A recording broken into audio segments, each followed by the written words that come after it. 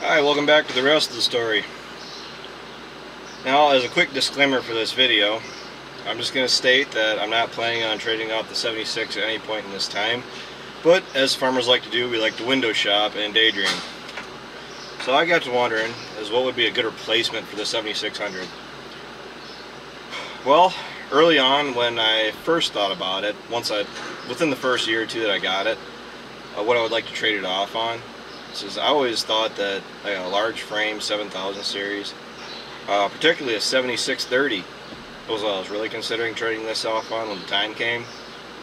Now the only problem I have with that is that a 7630 is technically, well, it is a larger tractor, and the only problem I really have is that it still has about the same horse as my 7600, right around 140 horse.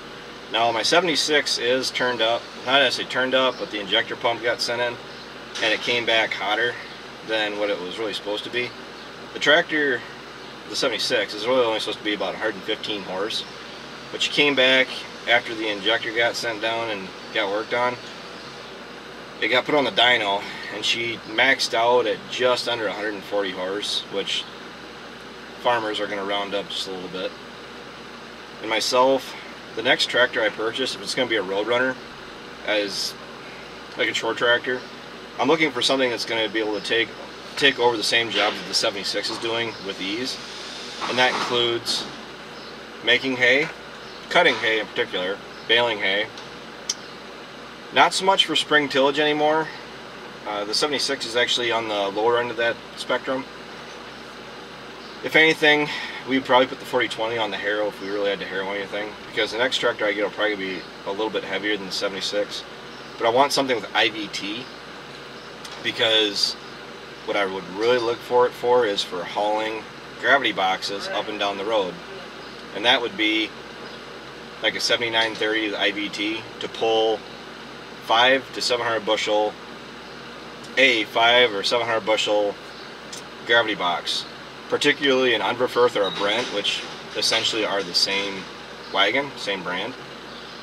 Say our M&W is only 350 350 bushel, and people have said that we should be able to get a bigger one or use a semi to haul over to the feed store. The problem is our feed store has a capacity of only a few hundred bushel that they can actually take when we sell corn. So actually that M&W is usually maxing them out. But what I would really look for a bigger gravity box for. Where normal is not sitting in the tractor talking to yourself. Ryan's making crap out of me. I lost my train of thought.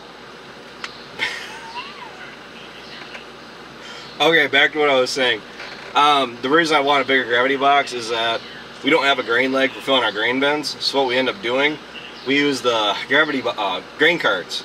And what we do is we set the M&W, which is our current biggest gravity box, up to the elevator, and we tender with the grain carts to the gravity box and let that run continuously. At least that's usually what we do. So if we had a bigger gravity wagon, it would actually give us a little bit more versatility with our grain carts and maybe make less trips, or have to sit and watch the sit at the wagon and unload the cart that much longer. I'm getting a little off topic here. You say the 7600 is my general go-to tractor year-round. I say excluding tillage.